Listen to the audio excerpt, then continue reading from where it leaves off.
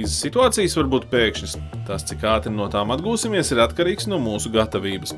Kā sagatavoties krīzēm laicīgi un kādi ir labākie paņēmieni to pārvarēšanā, par to raidījumu podkāstu sērijās droši ir zināt. Esiet sveicināti portāla Sarks.lv veidotajā podkāstu sērijā Droši ir zināt. Esmu Sarks.lv žurnālists Aivars Madris, un jūs skatāties mūsu otro podkāstu, kas veltīts visaptverošas valsts aizsardzības tēmai. Jaunajā 2023. gadā pieņemtajā valsts aizsardzības koncepcijā definēts, ka Latvijas valsts aizsardzība un neatkarības nosargāšana ir visas sabiedrības kopīga atbildība, kas tiek īstenota no individuālā līdz valstiskajam līmenim. Dzīvē šis princips jau no 2019. gada tiek īstenots kā visaptveroša valsts aizsardzība, kas ir viens no 4 mūsu galvenajiem valsts aizsardzības elementiem līdzās nacionālajiem bruņotajiem spēkiem, NATO un starptautiskajai sadarbībai. Šajā ierakstā mēģināsim atrast atbildi uz jautājumu, kā iedzīvotāju kopienām iesaistīties visaptverošajā valsts aizsardzībā. Lai par to runātu, šodien pie mums aizsardzības ministrijā viesojas Rīgas apkaimju alianses valdes priekšsēdētājs Māris Jansons. Sveiks! Labdien! Sāksim tad varbūt mūsu ierakstu ar tādu droši vien likumsakarīgu pirmo jautājumu.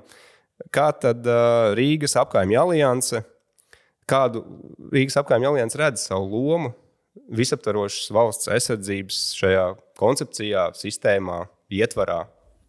Jā, es sākšu ar tādu atkāpi. Pirmkārt, man liekas, ka tā koncepcija ir ļoti laba un pareiza. Tas tieši balstās arī mūsu pārliecībā par individuālu atbildību, ka mēs nevaram gaidīt tikai, ka valsts viss izdarīs. Mēs esam valsts un mēs vienmēr uzdodam savu jautājumu, lai pārliecinātos par savas darbības pareizību. Ja viss tā rīkotos, vai tas novest pie laba rezultāta. Un tas iedod citu perspektīvu bieži. Un, Rīgas apkaimju alianse jau ir tāda brīvprātīga organizācija, mums ir 1000 eiro atbalsts no Rīgas domas. Un līdz ar to mums ir ļoti rūpīgi jāizvēlās, kādas cīņas mēs gribam izcīnīt, kam gribam pievērsties, bet civila aizsardzība šobrīd ir viens no top jautājumiem. Mēs ejam pie Rīgas domas un sakam, ka tas ir jādara. Es redzu, ka Rīgas domai notiek kaut kāda kustība, bet es teiktu, ka tas nav vēl īsti materializējies. Ir bijis viens ļoti interesants pasākums, par ko es varbūt pastāstīšu vēlāk, bet kopumā es redzu, ka alianses loma Pasākums tieši saistībā ar domu vai tikai jūsu? Tur bija tāda apmācība, ko mēs darītu kara gadījumā, ko apkaimju biedrības darītu. Un tas bija tiešām vērtīgs. Bet tā mūsu loma, es redzu, ir koordinēt un palīdzēt, kā lai saka, atrast tos, kā lai saka, cilvēkus, kas grib sadarboties ar Rīgas domu, un apkaimju kustība ir super laba vieta, kur to darīt. Jā. Tie jau ir aktīvi cilvēki, kas grib izdarīt kaut ko reālu, un kuriem interesē nevis žēlošanās, bet tieši darīšana. Un kur ir visā Rīgā, teiksim tā, varbūt ne visā Rīgā, bet lielākajā daļā, jo, teiksim, šobrīd Rīgā ir 58 apkaimes un ir ap 40 apkaimju biedrību, bet, teiksim, ja skatās pēc iedzīvotāju skaita, tie ir vairāk kā 90%. Jā, un jums pašiem tā kā saprot, ka ir uzstādījums, ka vispār vajag par šo tēmu, civila aizsardzība, visaptverošā aizsardzība, ka jums visādā ziņā ir savs tā kā uzstādījums alianses iekšienē, ka jums ir nepieciešams šo tēmu kustināt, ka jums ir nepieciešams par to domāt un meklēt kaut kādus risinājumus. Es teiktu tā, Rīgā problēma ir ļoti daudz, netrūkst. Tieši tā. Ja šis mums ir top 3 jautājums, tas nozīmē, ka mums tas liekas ļoti svarīgi. Un kas vēl liekas, ka mēs redzam, ka mēs varam tiešām piedāvāt ļoti labu atbalstu valstī, lai izveidot šo civilās aizsardzības sistēmu un visaptverošās aizsardzības sistēmu. Kas vēl varētu konkurēt ar šo apkaimju biedrību tīklu, par to, lai cilvēki sadarbotos gan vietās, gan varbūt arī kaut kādos gadījumos kopā, un tā ir trešdaļa Latvijas pēc iedzīvotāju skaita. Un, tas ir tāda mūsu pilsēniskā atbildība. Teikt, izmantojiet šo, cilvēki ir gatavi palīdzēt. Tur, protams, ir arī tāds aspekts, ka ja šis ir mūsu brīvprātīgais darbs, tad ir vienmēr tāda dilemma, cik daudz laika grib pavadīt ar ģimeni, cik daudz, lai nopelnītu naudu, lai tu vari normāli iztikt, un cik daudz tu gribi veltīt šim brīvprātīgajam darbam. Bet tā jau ir visiem NVO darbiniekiem. Un, teiksim, tā saprāta robežās mēs tiešām esam gatavi iespringt, lai palīdzētu lietām notikt. Varbūt tad var ieskicēt to līdzšinējo sadarbību. Pieminēja, tur bija viens tas pasākums. Jā, tad es teikšu tā, tieši mums ir viena apkaimnes biedrība, kas ir sevišķi aktīva, un viņa ir tāds, kā lai saka, vilcējs, saka, mums vajag kaut ko darīt. Un mēs domājam, jā, tiešām tā ir svarīga lieta. Un vēl tas bija 22. gada beigās. Rīgas pilsētas pašvaldības policija, Rīgas doma kopā ar iesaistīja arī Zemesardzes 1. bataljonu, uztaisīja apkaimnes biedrībām. Droši vien pirmo brigādi gan jau. Jā, 1. brigāda uztaisīja tādu spēli. Ko jūs darītu, ja, teiksim, būtu? Un, teiksim, tur bija atsaucās kaut kādas 11 apkaimnes biedrības. Tur vieniem bija uzdevums tā. Jums ir 24 stundas laika, kā jūs panākat, ka jūs noņemat visas ceļu norādes, vai kā jūs panākat, ka jums tur ir tik un tik tūkstoši smilšmais tur. Ja? Un man personīgi liekas, ka tas bija ļoti labs vingrinājums, jo viņš tiešām paplašināja tādu apziņu. Jo no sākuma mēs domājam, cik mums te ir cilvēki, kas parasti nāk uz telkām, cik mēs tur varam. Nē, tagad tas nav tas brīdis, kad tu domā kā parasti. Tu domā tā, kur tur ir žoga, kur nedrīkst iet, muitas teritorijā ir lielais ceļamkrāns. Mums viņu vajag, mēs atradīsim stundas laikā, kā pie viņa tikt. Un, ja vajag, mēs tos maisus, mums nevajag šeit gatavot, mums vajag gatavot tieši tur, kur tas būs vajadzīgs, jo mēs ietaupām uz loģistiku. Ja, teiksim. Un mēs tādā stundas laikā mēs tās, ko mēs paplašinājās, tas, ko mēs domājam, ka mēs varam izdarīt, teiksim, tā 10-kārtīgi, tā pamazām. Nē, šitā var izdarīt savādāk. Un tādā ziņā tas bija ļoti noderīgi, lai tā reālā scenārijā iejustos. Un, teiksim tā, mēs vēl sagaidījām, ka no NBS būs, vai no pašvaldības policijas vēl būs kaut kāda tāda kritika un atsauksme, ko viņi solīja, bet tā mēs nesagaidījām. Bet tas solis bija labs, bet pēc tam iestājās tāds klusums. Mums teicām, kas notiek? Kur mēs gribam, lai mums ir kaut kāds patstāvīgs kanāls. Es atvainojos, ka es iejaucos vienkārši. Kad tas notika? Tas notika vēl 22. gada beigās, tā kā ir pagājis jau gads un vairāk mēneši, ja? Daži mēneši. Un līdz ar to, pa to laiku Rīgas doma ir uztaisījis civilās aizsardzības pārvaldi. Es zinu, ka viņi apzina, kur ir bumbu patvērsuma vietas un cīnās ar pusi brūkošām ēkām.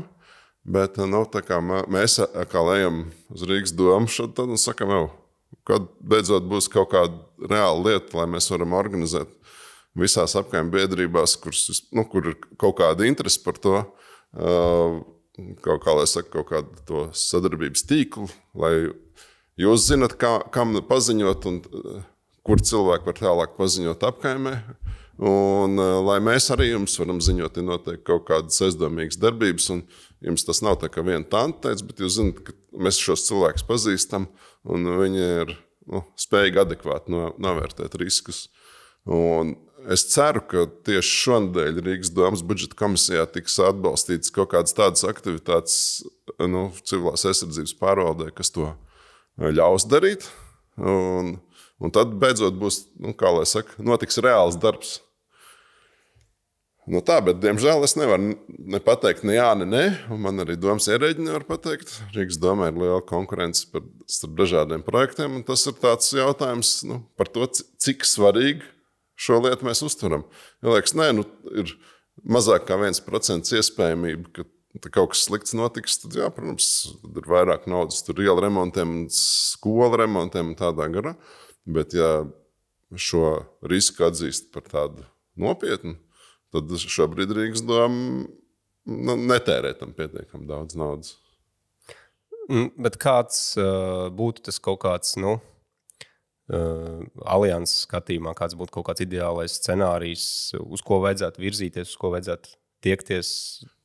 Mēs esam diskutējuši savā starpā, un tas, ko mēs redzam, ka tādas mazākas biedrības jau var daudz ko darīt, ka, ja teiksim, pašvaldības policija ir tas, vai varbūt arī pirmā zemesardzes brigāde, vienalga. Tas ir valsts uzdevums pateikt, kurš komunicēs ar, teiksim, tiem pilsoniskās sabiedrības šūniņām, informāciju vai karu, vai varbūt arī liels dabas katastrofas gadījumā, visticamāk pašvaldības policija. Un tas jau, ja to var palaist apkaimes biedrības, teiksim, WhatsApp grupā, kur bieži kāds 100 cilvēki, pēc tam tie ir tie aktīvākie cilvēki, neliela apkaimē, tas nozīmē, ka tu jau esi apziņojis lielāko daļu mājsaimniecības un viņi var aiziet pateikt kaimiņiem. Aktīvas lielās apkaimē biedrības ir gatavs to tādās, apkaimē kā Grīziņkalns vai Čiekurkalns, kur ap 10 000 iedzīvotāji ir gatavs jau pa ielām sadalīt. Tā, ka viņi, kā lai saka, saskaldīt vēl sīkāk un noorganizēt to informācijas plūsmu. Ka mums ir tādā ielā tas atbildīgs un tādā ielā tas. Un apkaimē biedrība tas lielais pluss ir, ka pat tad, ja visas komunikācijas kanāli ir nobrukuši, tad viņi pazīst tos cilvēkus. Viņi var aiziet pieklāvēt pie durvīm un pateikt. Un tas ir tāds, kā lai saka, ļoti svarīgs aspekts.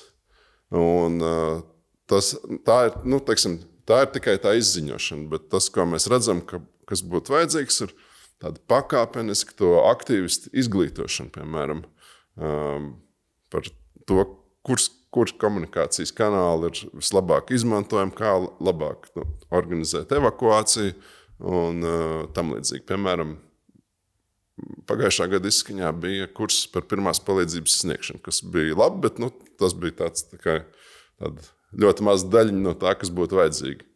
Tas bija kaut kādā autoskolas līmenī apmēram. Nē, tas bija labākā līmenī, bet ja tas ir labākā līmenī, tas nozīmē, ka tās ir 16 stundas, un kurš ir gatavs 16 stundas to klausīties. Bija cilvēki, un bija ļoti labas atsauksmes. Ir jau ne tikai jāklausās, bet arī pašiem kaut kas jādara praktiski, jo klausīšanās jau jā, bet es pats nepiedalījos, tāpēc es nevaru pateikt, tie bija klātienes kurs, tāpēc iespējams, ka tur bija arī tās praktiskais elements. Bet tā bija maza aktivitāte. Tādas vajag daudz vairāk. Un šobrīd ir tāda laba ideja, kas man personīgi šķiet smelties Izraēlas pieredzi par to, kā savā mājaklī tu var uztaisīt vienu drošo telpu, kas ir uzreiz tev iedod tādu sirdsmieru. Tas varbūt tie pat nav ļoti liela līdzekļi, bet tu esi izdarījis, lai tu zini, ka noteikti ir kaut kāds bumbošanas risks, tad tu vari iet tur un tavs izredzes izdzīvot ir uzreiz 3-kāršojušās. Jā, tas atkal prasītu vairāk ieguldījums no pašiem iedzīvotājiem. Jā, tieši. Bet, ja mēs runājam kaut vai par tām pašām patvērtnēm, kas ir šķiet samērā viens no tādiem sāpīgākajiem jautājumiem, par kuru arī ir publiskajā telpā ir runāts un es varu izstāstīt, kāds mums ir ideja šajā sakarā. Jā. Mēs redzam, ka mēs nevaram izdarīt kā Somija īsā laikā, kas saka, ja jūs ceļat jaunu daudzdzīvokļu māju, tad jums ir apakšā duāls lietošanas telpa, autostāvvieta vai tur hokeja zāle vai kaut kas cits, kur ir arī bumba patvērtne, tur ir tāds un tāds standarts. Bet, ja gribās izdarīt kaut ko, kam ir liela pievienotā vērtība, salīdzinoši maz naudu, tad Rīgā ir ap 1000-2000 ēkas, kurām ir pietiekami labi betona pamata vai mūrēti, kur var pielāgot telpas. Un tas, ko es saku, vajag to duālo lietošanu, tad, iedzīvotāju biedrība, kas ir tajā mājā, viņai atnāk pašvaldība ar, saka, mēs jums iedosim 50%, izbūvējiet šo savu pagrabu telpu, lai jums tur ir ūdens, kanalizācija, elektrība, ventilācija, lai tur var 50 cilvēku patvērties, tad viņi būtu ieinteresēti, jo tās komunikācijas pārsvarā tur ir. Tur tā iekārtošana, tas ir tur zemes 5 skaitlis vai pat 4. Runa, kā es saprotu, ir par principā tādām vienkārši daudz dzīvokļu mājām. Piemēram. Un tad biedrības tas pluss sakal ir, ka tur tie cilvēki arī iemācās kaut kādu sadarbību. Tas ir mazs projekts, un tad viņi to telpu var izmantot sapulcēm, kas ir liela problēma Rīgā. Vispār daudz dzīvokļu mājās, ka cilvēkiem nav kur satikties. Un tā satikšanās, tā ir viena lieta, kas veido savstarpēju uzticību, un tas ir pamatā tam, lai cilvēki var labi sadarboties. Un tāpēc man liekas, ka tā ir ļoti laba ideja. Un es redzu, ka tāda ideja arī ir radusies valsts pusē, un ir kaut kāda programma, bet viņai, diemžēl, šobrīd nav vēl naudas. Un es, kad ar Rīgas domē par šo runāju, viņi saka, kā valsts pēc gada iedos. Un tad tas nozīmē, ka, ja tur būs tā nauda, priekš kā mums tagad dot, ja? Un līdz ar to viņi, kā lai saka, ietaupa naudu uz laika rēķinu, kurš varbūt ir, varbūt nav. Un es ceru, ka šī programma aizies, jo viņai ir ļoti liels potenciāls. Turpat ir arī tāds aspekts, ka, ja cilvēki sadarbojās ar šādu mazu projektu, tad ir lielāka iespēja, ka viņi pēc tam sadarbosies uz lielu projektu, piemēram, renovēs māju. Un tad tas ir labi visādos veidos. Ideāli būtu, teiksim, to apvienot jau uzreiz. Renovācija plus arī droši patvērumu izbūve. Tas ir otrs variants, ka, ja gribi dabūt altuma aizdevumu, lūdzu, tad nevis tev ir pa katru cenu obligāti tur jānosiltina cokols, kam nav liela nozīme, bet tad jāizbūvē vismaz tāda apmēra telpa, kur var patvērties. Tas varētu būt vismaz tās mājas iedzīvotāji. Jā, un ja tā padomā, teiksim, ja Rīgā ir 2000 tādas mājas, un tad katrā ir 50 cilvēkiem patvērti, kas nav, protams, ļoti augsts līmeņi, bet viņi ir daudz labāk nekā jebkas cits, un tie ir 100 000. Tas būtu tā kā tas risinājums potenciālais patvērtnēm. Bet vai varbūt ir vēl kaut kādas tādas īpašas sāpīgas lietas, tāda liela izaicinājuma, tieši Rīgā, ko jūs redzat? Es domāju, ka tas ir viss tikai par sadarbības kultūru. Un tā ir lieta, kur atkal ir varbūt tā duālā, kā lai saka, izmantošana tikai sadarbības ziņā, jo pašvaldības policijai jau arī ikdienā nodara, ka ir kādi cilvēki, kas viņiem pazvan un sniedz adekvātu informāciju, jo, kad es ar viņiem pakomunicēju, tad ir ļoti daudz izsaukumu, kur, apmēram, atbrauciet, ja mums zem loga sēž cilvēki un runā. Tas tā kā nav ļoti adekvāti.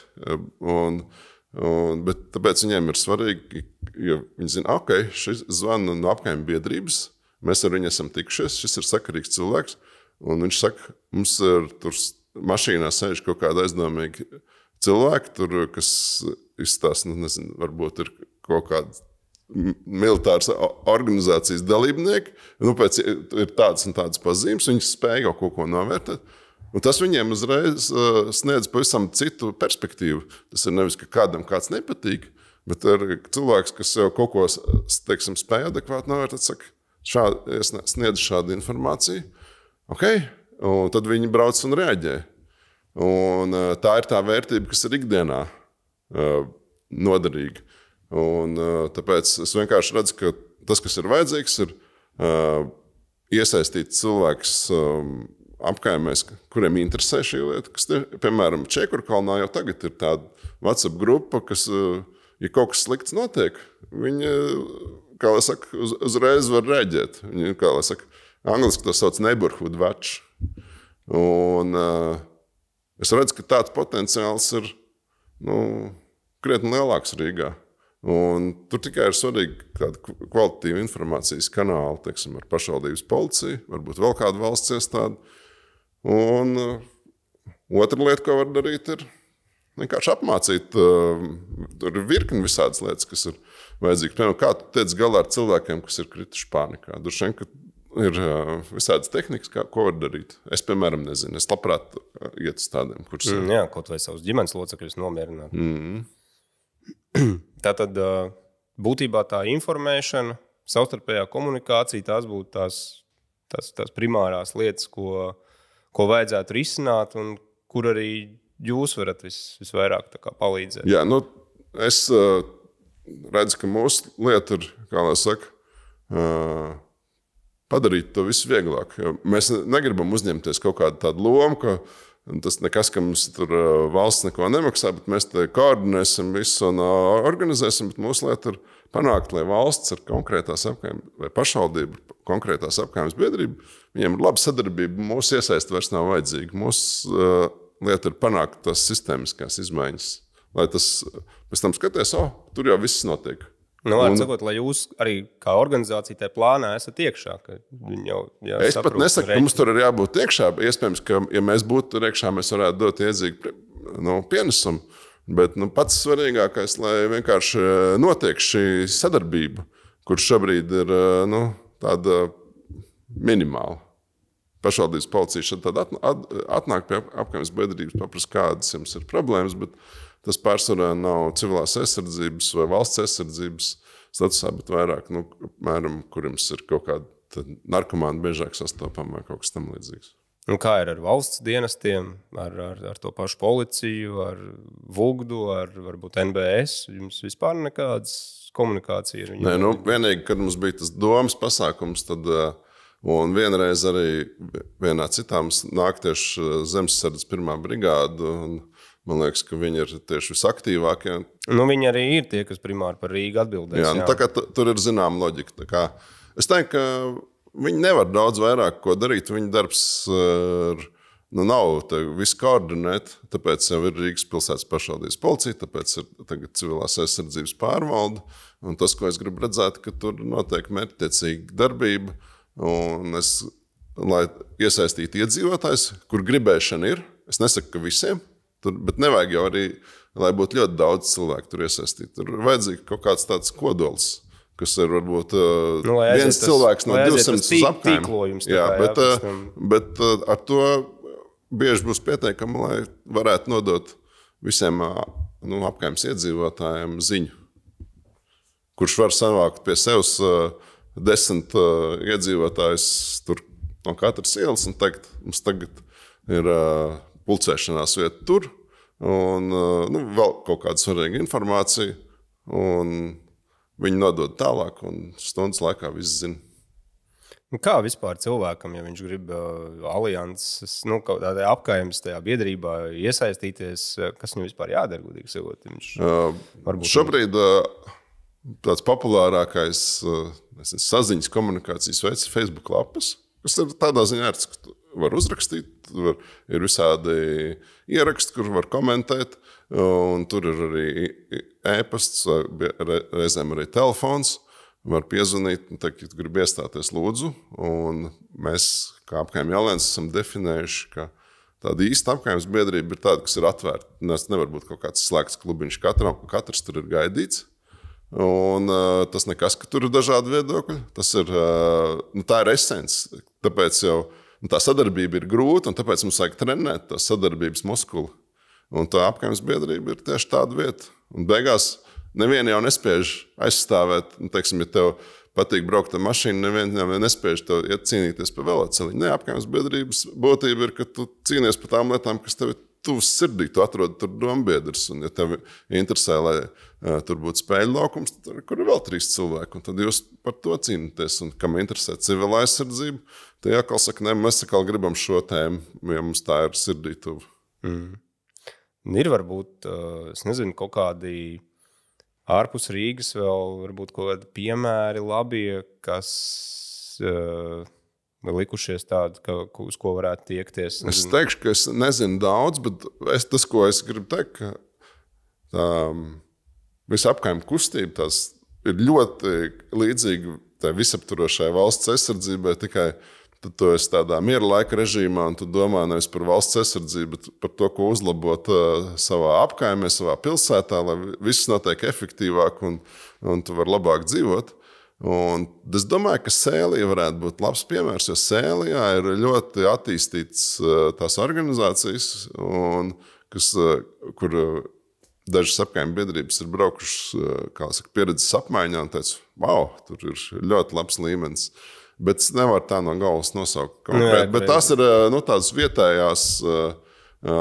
vietējās pilsētas vai novada tādas aktīvistu grupas, kas ir atzīstamā līmenī darbojas. Es tieši gribēju teikt, ka Jēkabpilī jau pavisam nesen bija plūdi, un tad viņiem arī bija iespēja būtībā praksē pārliecināties par to, cik viņi tur efektīvi spēj savā starpā sadarboties, kā arī izsināt problēmas. Tieši Sēlīs. Iespējams. Es, kā lai saka, šo tēmu nepārzinu tik labi, lai es varētu tā kvalitatīvi nokomentēt, bet beigās tas, ko es gribu teikt, ka tāda stipra pilsoniskā sabiedrība ir arī stipra valsts aizsardzībā.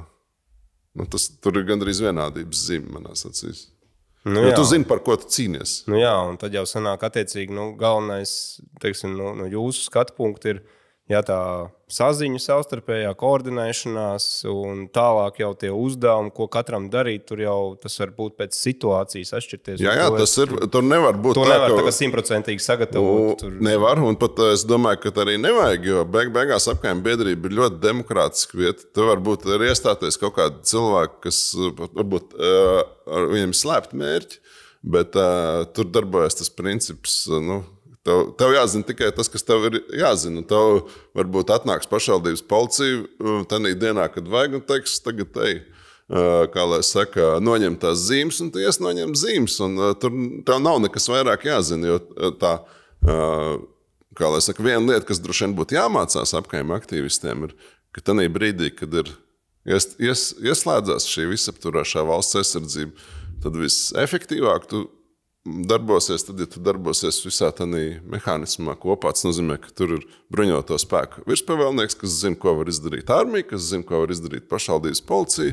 Un viņš arī zina, ka vislabāk būtu, ja aktīvisti darītu, teiksim, nezinu, noņemt tās zīmes vai krāmēt smilšmaisas tur un tur, ja mums tieši tur būs vajadzīgs. Un tad nevajag nodarboties ar pašdarbību, bet, ja tev saka, ka tas ir jādara, tad tu iekļaujies tajā sistēmā un darbojies tajā vienotajā,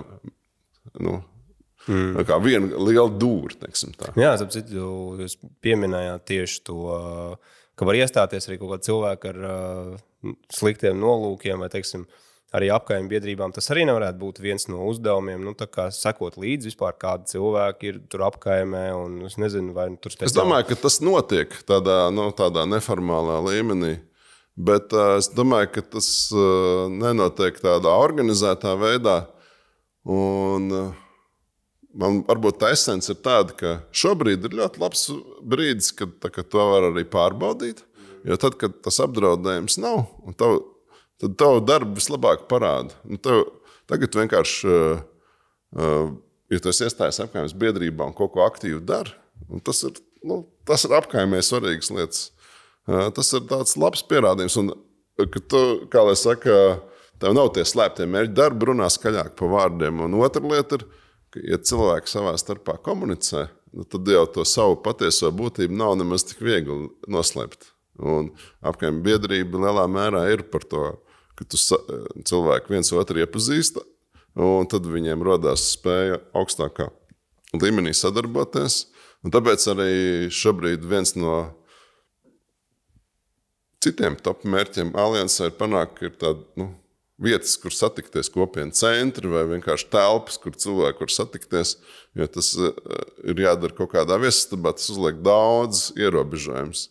Bet tiklīdz ir šī telpa, kur satikties, tu var arī tādā, kā lai saka, tur nav tāds spiediens, jau bērns jāliek gulēt vai kaut kas tam līdzīgs.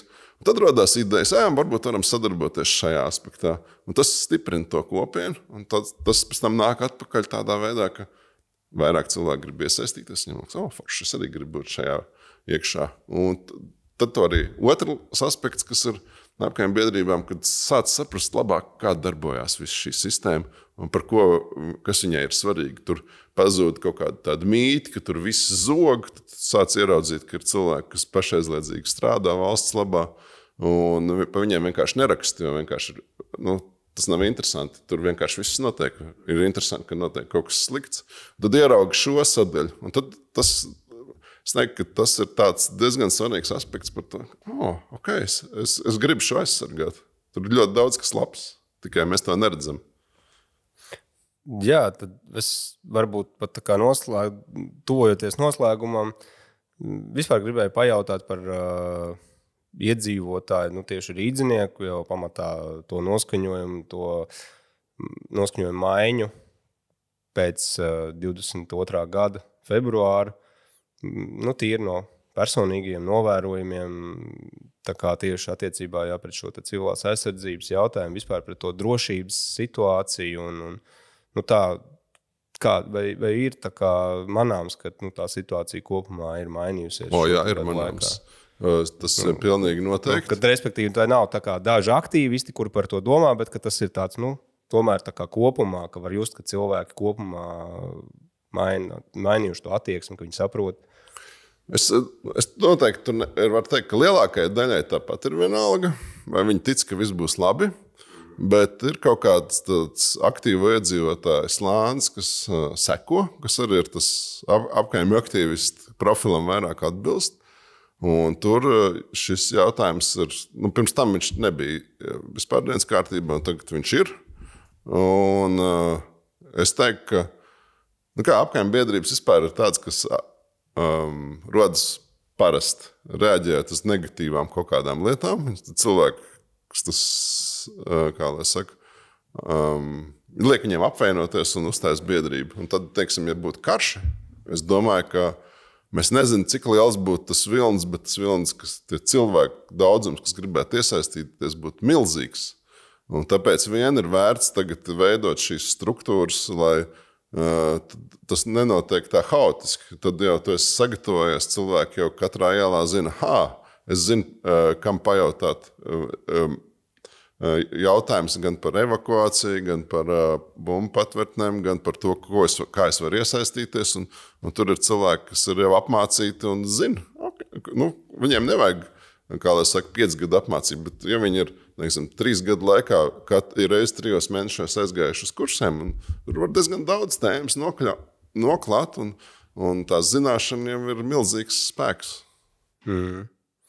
Ja mēs runājam, varbūt atkal pieskaroties tai evakuācijas vai patvērtņu tur jautājumam, kāds, teiksim, jūsu skatījumā vispār varbūt tieši attiecībā uz Rīgu, kāds būtu kaut kāds tāds, es nezinu, tas plāns, kaut kāds iespējamais, uz kuru labāk vajadzētu, uz ko vairāk vajadzētu orientēties. Jo, cik es atceros, tad ir bijušas runas, ka par tām patvērtnēm, kad jau plus mīnus tā situācija bija apzināta, bija skaidrs, ka to patvērtņu būtiski pietrūkst, ka viņi principā nav. Un tad šķiet bija runas, ka, ka mēs tad Rīgas aizsardzības plānā orientēsimies uz to evakuāciju, ka tas būs tas, uz ko mēs tur galveno liksim uzsvaru, ja kaut kas. Tad jautājums, uz kurien evakuēs un kāda ir vispār tā kapacitāte. Viena dienas laikā jau Rīga nevar evakuēt. Un es domāju, ka man nav ļoti kvalitīvs viedoklis par šo, bet man ir tāds priekšstats radies, cik es esmu runājis ar dienestiem.